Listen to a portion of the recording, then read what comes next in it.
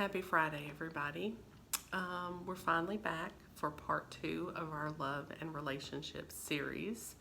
I was back a couple of days ago for an installment of our anxiety series, if anybody caught that, and I sort of let everybody know that I've been sick the last week and a half, and that's why there's been a little bit of a delay in getting videos out. But I'm on the mend. I'm still a little bit nasally, so bear with me.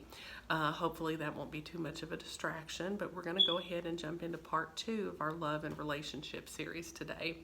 I'm filming at my office, so there might be a little bit of background noise. There's a little bit of traffic today, and somewhere in the building there is a smoke detector in need of a battery change. So you guys might hear a little bit of a beep from time to time, and that's what it is. And it's not in my office, so I can't do anything about it. So I apologize for that. But we're going to forge ahead because I don't want to keep you guys hanging on this video, okay? So in our first video, we talked about some of the reasons why people choose to stay in bad relationships. So today I thought we would talk about how to figure out whether or not you're even in a bad relationship. Sometimes I get the sense from clients and just people that I talk to in everyday life. Sometimes I get a sense that people don't realize it when they're in a bad relationship. Now most people do. I think deep down inside, most people do know when they are in a toxic relationship or when the relationship has gone bad. But I think there's a distinct subset of the population who doesn't know, who doesn't realize it. And I think that's, partly because maybe people just subconsciously look for ways to justify the situations that they're in or the choices that they make. A lot of times I have people who come to me and they talk to me about their relationship and they tell me, all the negative things that are going on and all the bad things that are going on. But then they will say, oh yes, but every couple has problems, or every couple argues, or every couple has disagreements, and no relationship is perfect, and those types of things. I know we've all heard people say those, and some of us have said those things ourselves. I know I have in relationships in the past, and all those things are true. Those things are very true. All relationships have problems. No relationship is perfect, and every couple, generally, I don't like to speak in absolutes. I don't like to say always and never, but let's just say 99.9% of couples are gonna have fights, arguments, disagreements. Sometimes, they're going to hurt each other's feelings. Sometimes one or both people in a relationship is going to be an asshole. We're all guilty of that at times. All of those things do not necessarily mean that you're in a bad relationship or that your relationship has gone bad or that it's toxic. In order to identify and make a determination about whether or not the relationship is bad or negative or toxic, I think we need to look at a combination of factors. Those things that we just mentioned are probably going to be present. The fighting, the arguing, the hurt feelings, the assholery, so to speak. But in a bad relationship or a toxic relationship, those things are going to be, or they are going to have become, the norm, not the exception. They've become more the rule than the exception. They have become the status quo. Couples in bad or toxic relationships will spend more time in those negative interactions than they will in positive or functional interactions.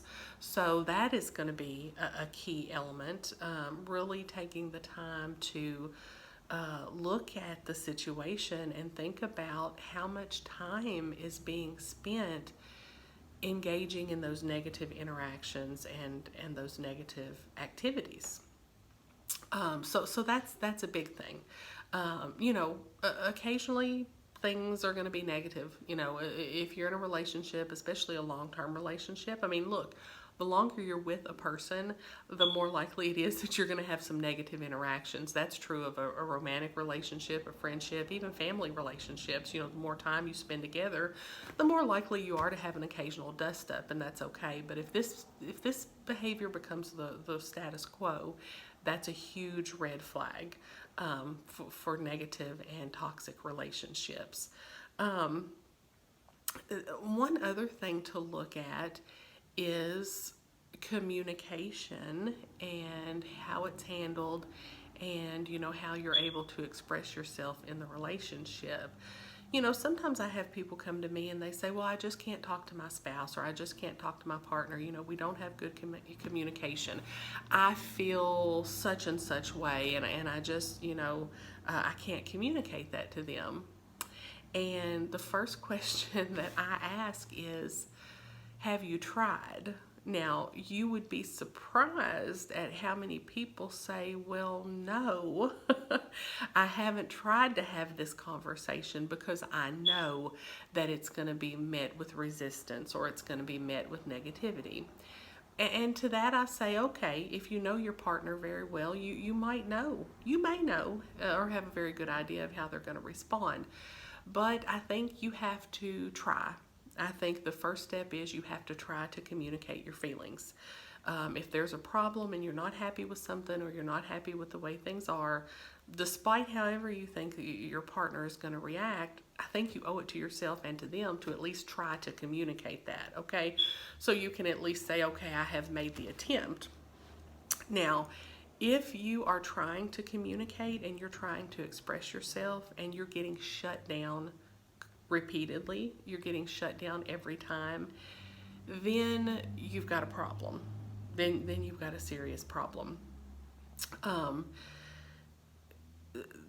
One of the hallmarks of a negative, a toxic relationship is an inability to communicate, or to communicate effectively.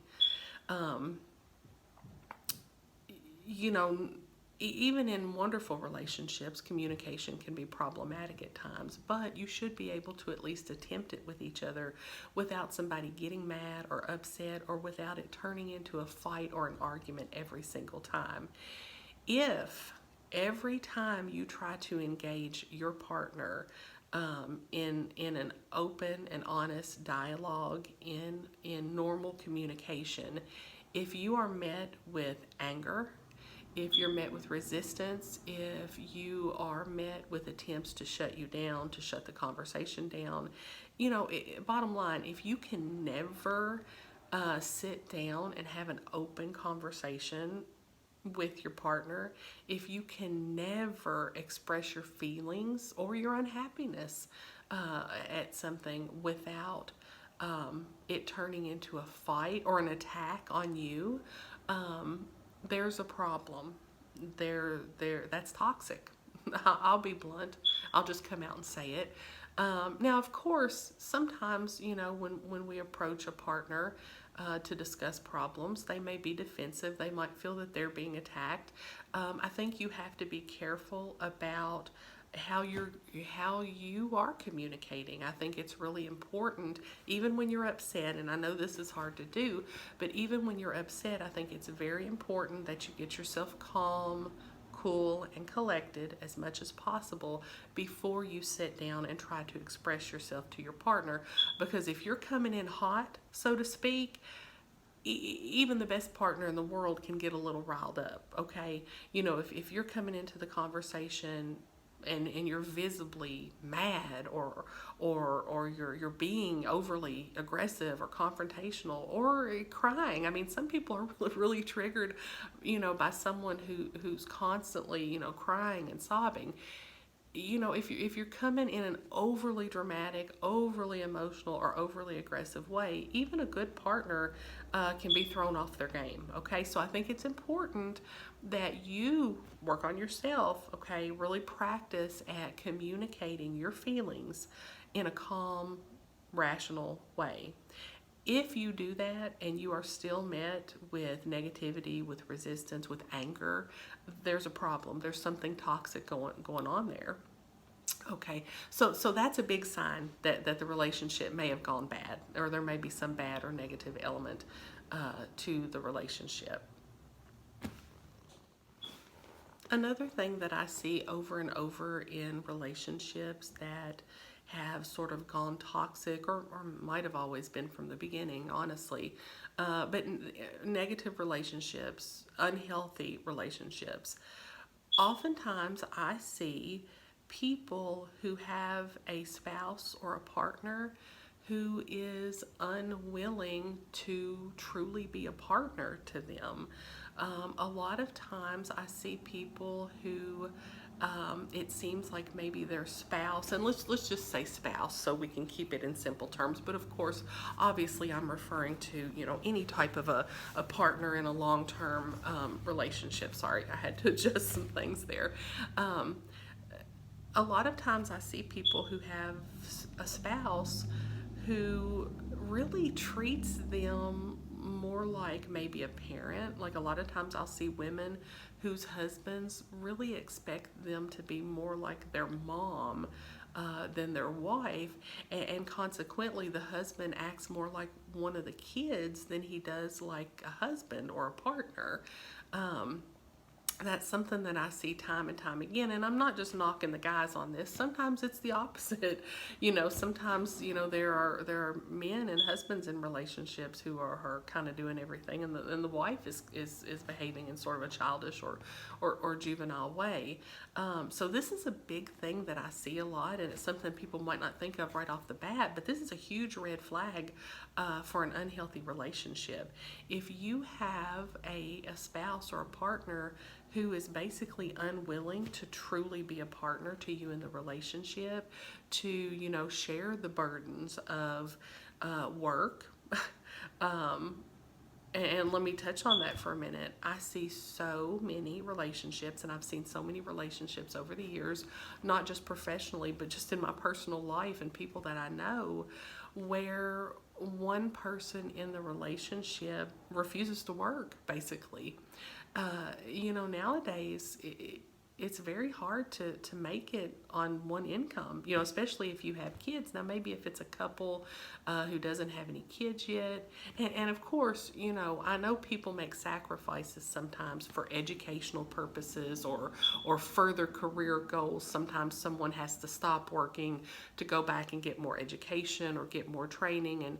And couples in healthy relationships, they talk through that and they work that out. I mean, in my own, marriage, my spouse and I have each had periods of unemployment over the long time that we've been together, but usually it was because one or the other of us was going back to school to get a secondary degree or to further our education in some way. So I'm not talking about, every instance of not working, but what I see a lot of times is one spouse just is not going to work. I mean, there's really no reason for it, and maybe they've got kids and there's a lot of expenses, and then you've got one person that's basically pulling all of the financial weight in the relationship. And what really irks me even more, and this is not about my pet peeves, but seeing these kind of things over and over again, a lot of times I will see relationships where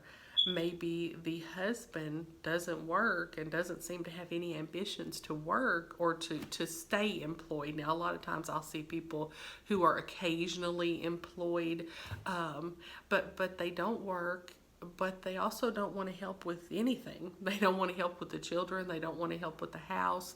They just want to kind of hang out on the couch and play video games all day. And I'm sorry if you guys feel like I'm being critical of men, or if this is stereotyping people or anything like that. I say if the shoe fits, then you have to wear it. These are my observations over the years. So that's a big problem. That's a big problem in a relationship. It's a big red flag. It is toxic, it is negative, and it is unhealthy, because in a long-term relationship, you need someone who's going to be a true partner to you. It's not just, 10 years in, it's no longer about romance and sex. It's about being a partner. It's about building a life with somebody. So that is, having someone or being in a relationship where you feel like your partner is not really a true partner to you, that you guys don't have the same goals, that you're not working towards something together, that's a problem. That's a definite problem. A few other things that would seem like obvious toxic red flags, but yet people continue to stay and stay and stay in these relationships. One of those is abusive behaviors. Now, obviously, physical abuse is a deal breaker, or it should be, and I know it's not always easy or simple for people to get out of abusive relationships, particularly physically abusive relationship, because there's a lot of fear there. And I may do a video or two later on where we talk specifically about abuse and domestic violence. Domestic violence is something that I'm intimately familiar with. I've been married a few times. You guys will probably figure that out over the course of these videos and as you get a little deeper into my channel. But I've been married a few times, and in one of my previous marriages, there was domestic violence. There was serious physical abuse. So this is something that I'm very familiar with, and I may do a video or two in the future where we just talk specifically about domestic violence. But in a relationship, any kind of abuse, that should be a deal breaker. That is toxic, that is negative.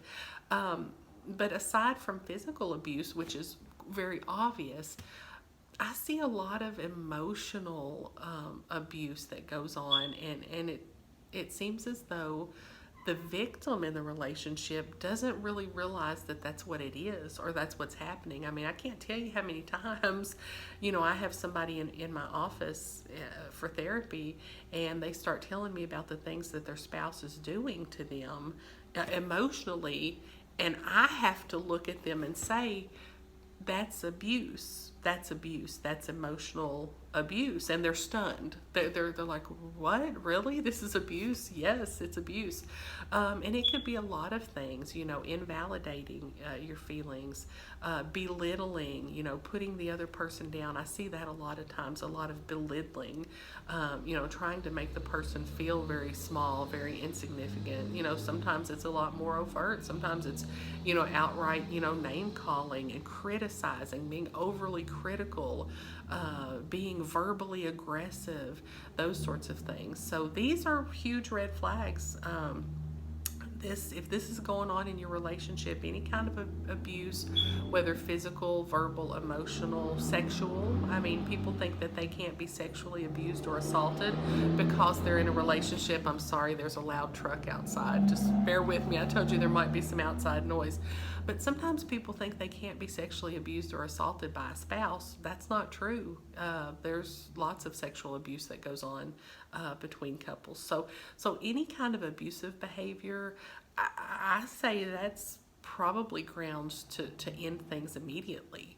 A lot of that kind of stuff is not stuff that's going to be easily fixed or easily worked on, and you're probably not going to have a partner that's really even going to be willing to try to work on that kind of stuff if you're in a relationship with someone who is abusive. A couple of other things that might seem obvious, but people hang in there. One is addiction. I see, especially in the part of the country where I live, addiction and drug abuse is a huge problem. So I see a lot of people and I've seen a lot of people who are in relationships with an addict. And it could be alcohol, it might be illegal drugs, it could be prescription drugs. Where I'm from over here in Kentucky, we've got a big problem with prescription pain meds and things like that, and a lot of addictions are, of that type. So addiction is a huge red flag. It breeds a toxic and unhealthy environment in a relationship. I'm just going to tell you, it's hard to be in a healthy relationship with an addict. Now, if you love this person and feel like you want to try to stick it out and help them, more power to you. That's great. That's admirable. I think it's perfectly fine for you to, sort of have an intervention and sit them down and say, look, I don't know if you realize this or not, but you're an addict. You're addicted to whatever the substance is, and I can't continue on in a relationship like this. In order for me to stay, you've got to get help. You know, that may work and it may not. I'll be honest with you. When it comes to addictions, usually people cannot stay clean. People can get clean. Addicts can get clean all day, every day. It's the staying clean that's the problem. And from what I've seen, most people cannot stay clean unless they want to. I see a lot of people, and I do substance abuse counseling, and I see a lot of people who go into rehab or come into counseling and try to kick the habit because someone else wants them to, whether it's their parents, whether it's a spouse, maybe their kids. I see a lot of older people now that have addiction issues.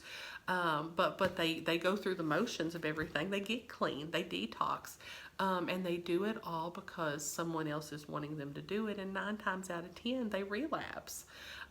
So in my experience and from what I have seen, the only people I've seen be successful at kicking an addiction and staying clean for the long term are people who really wanted it themselves. And it's usually people who've absolutely hit rock bottom and they dig themselves out of it and they want to change their lives. So, if you're in a relationship with an addict, you can certainly try to have an intervention, express your feelings, give them an ultimatum. I mean, because that's being true to yourself. You've got to tell them, I can't stay in a relationship with an addict. You've got to get help, but ultimately it's going to be up to them. So definitely addiction breeds toxic relationships. And then the last thing I wanted to talk about is infidelity, cheating, partners that are unfaithful. Again, this is something that you would kind of think is an obvious deal breaker, but more and more I'm seeing that it's not. It's not a deal breaker. And look, I know there are all sorts of relationships these days. Not everybody is in a monogamous relationship. Some people practice what's called ethical non-monogamy, which can include things like open relationships and polyamory, and that's fine. If everybody in the relationship is on board and on the same page, we're talking about consenting adults here, that is fine, okay? That is fine. That's not what I'm talking about with infidelity.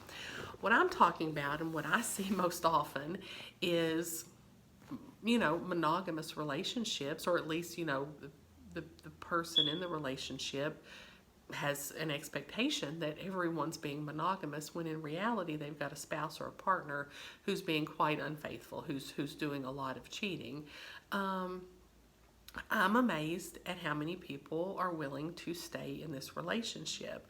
And what I see a lot is, especially women, they catch him, okay, or maybe they even don't catch him, but they have such a preponderance of evidence that he's cheating that it's just, they know that he's cheating. But when they confront, the guy either somehow can kind of vaguely explain it all away, or sometimes they may admit to it and apologize and beg forgiveness and say that it's never going to happen again. It usually goes, one of those two ways. Either they cop to it and swear that it'll never happen again, or they somehow are able to kind of conveniently explain things away. And then the women stay. Now, it's not always that dynamic. Sometimes it's the woman that's cheating. Believe me, there's lots of female cheaters out there. But whatever the case is, the person who's been cheated on decides to stay. And then what happens? It just keeps happening over and over again. I have seen people with spouses who have cheated on them for years, literally dozens of times, and they've caught them, they've busted them, they've got all the evidence, you know, in the world, but for whatever reason they keep staying in the relationship, and they're miserable. They're miserable because this is a person who wants to be in a monogamous relationship. They don't want to be in an open relationship. They're not trying to practice polyamory or anything like that, and they're with a partner who's promising them monogamy and breaking that promise repeatedly. So it creates a very unhappy, very unhealthy dynamic. So I don't want to drone on too long. I've had to do this in 2 videos, and I'm going to have to splice those together, so we'll see how that goes. But basically, some of the signs that you're in an unhealthy relationship. 1, constant fighting, the bickering, the unhappiness has become the norm. That's a big sign. Inability to communicate, being unable to really sit down and have a conversation and express your feelings to your partner. That's a big red flag, especially if you've tried over and over and over again, and it just leads to more fighting, which gets us back to the constant fighting. Refusal to be a true partner. We talked about that. You know, if you're in a relationship with somebody who's not meeting you halfway, who's not putting in 50% of the effort, that's a big red flag to a toxic, unhealthy relationship. And then the last 3 things, abuse, addiction, and infidelity, those are all recipes for toxic relationships, unhealthy relationships. Those things all breed unhappiness. So yeah, guys, these are some things to help you identify whether or not you are in an unhappy relationship. And remember, you know, last week, or it may have been the week before, we talked about reasons why people stay in these kind of relationships. Okay, so now you know what some of the warning signs, some of the red flags are to help you identify it. We've already talked about why people might stay, and I think in next week's video, maybe we'll talk about how to get out. You know, we've discussed why people stay, but maybe we'll talk about, you know, how to get out, how to break this cycle, and how to get out of some of these toxic relationships. So, okay. All right. Well, I hope you guys enjoy this video. Hopefully I'll be back at 100% next week as far as how I'm feeling with my health and everything, and maybe the nasally voice will be gone and all that good stuff. Go ahead and like it. I mean, if you like this video and found it to be helpful, please give it a thumbs up.